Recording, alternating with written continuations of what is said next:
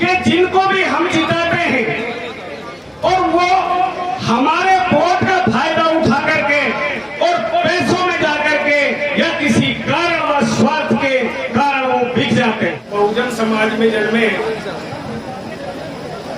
सभी संत महापुरुषों एकवाल रहकर भलाई और जाटों के साथ भाईचारा बना करके सवाई माधोपुर हिंडौन टोप, ये मैं आप लोगों की जानकारी में बता दूं कि अध्यक्ष जी ये कोई अलग नहीं है, ये जाटो बैरवा मेघवाल रेगर भलाई बुनकर ये सारे ही एक हैं, लेकिन लोगों ने इनको तरह तरह में बांट दिया अपने स्वार्थ के लिए। और हमारे भी समाज में कुछ राजनीतिक स्वार्थ के कारण अलग अलग से संगठन बना रखे हैं, जो कि एक हमारे समाज का एक बहुत बड़ा नाश करने का काम कर रहे हैं। संगठन बनना चाहिए, संगठन होना चाहिए, लेकिन संगठन ऐसा होना चाहिए कि अपने आप को चमकाने के लिए नहीं, समाज को चमकाने के लिए होना चाहिए। आप ने सुना, मैं ज्यादा कुछ नहीं बताऊंगा। और इस भरतपुर जोन अलवर से लेकर के अलवर, करौली, सवाई माधोपुर, धौलपुर, जयपुर, सीकर, चूरू, झुंझुनू, कोटा, बारा, झालावाड़, ये सारे जिले मेरे पास थे। यहाँ का मैं मेन प्रभारी रहा हूँ और खास करके भरतपुर के लोग को मैं एक एक गांव में, ऐसा कोई गांव नहीं होगा, हो सकता है कोई छूट गया हो, नहीं गया हूं, लेकिन आज आप लोगों की जो पीड़ा है उसे भली भांति समझते हैं कि जिनको भी हम जिताते हैं और वो हमारे वोट का फायदा उठा करके और पैसों में जाकर के या किसी कारण व स्वार्थ के कारण वो बिक जाते हैं। आज समाज बहुत बुरी तरह से हताश है, जाए तो जाए कहां।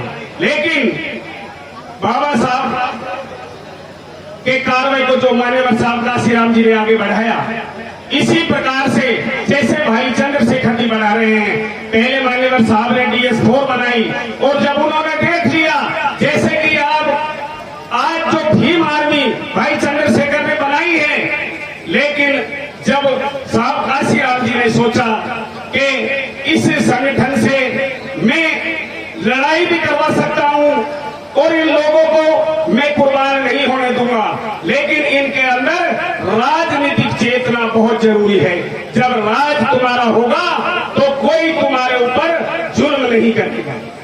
आज बड़े अफसोस की बात है कि आप खूब अच्छी तरह जानते हैं कि मान्यवर साहब ने जो गांव-गांव, ढाणी-ढाणी जाकर के साइकिल रैली कर करके इस समाज को जगाया, लेकिन हर आदमी को स्वार्थ त्यागना चाहिए।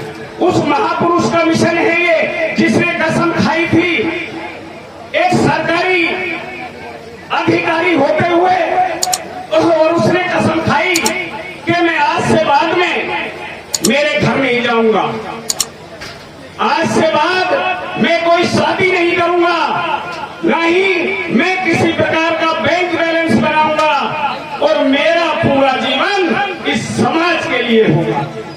लेकिन आज हम भूल गए उस मिशन को चलाने वाले जो मान्यवर साहब काशीराम जी ने तैयार किया था। आज उस मिशन को भूल करके और हमारे साथ भी समाज में वही अन्याय हुआ कि चाहे गूंगा हो, चाहे बहरा हो, चाहे लूला हो, चाहे लंगड़ा हो, पहले वही राजा बनता था जो रानी के पेट से जन्म लेता था। लेकिन बाबा साहब ने इस संविधान को देकर के और रानी के पेट का ऑपरेशन करके आज बैलेट बॉक्स के डब्बे में वही पैदा होता है जिसे आप बनाना चाहते हो। लेकिन आज वही परंपरा जिसको हमने बहुत अच्छी तरह सींचा, आज वही भाई भतीजावाद, वही परंपरा वापस चला दी। आप सोचिए कि जिस आदमी को भाई कुछ खोटे करोगे तो ये तो तय है कि आप खुल करके नहीं बोल सकते।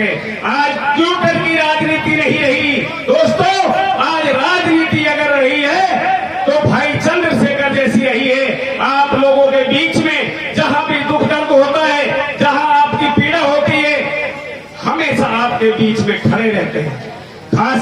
मैं युवाओं से कहना चाहूंगा कि हम जोश में होश को ना खो।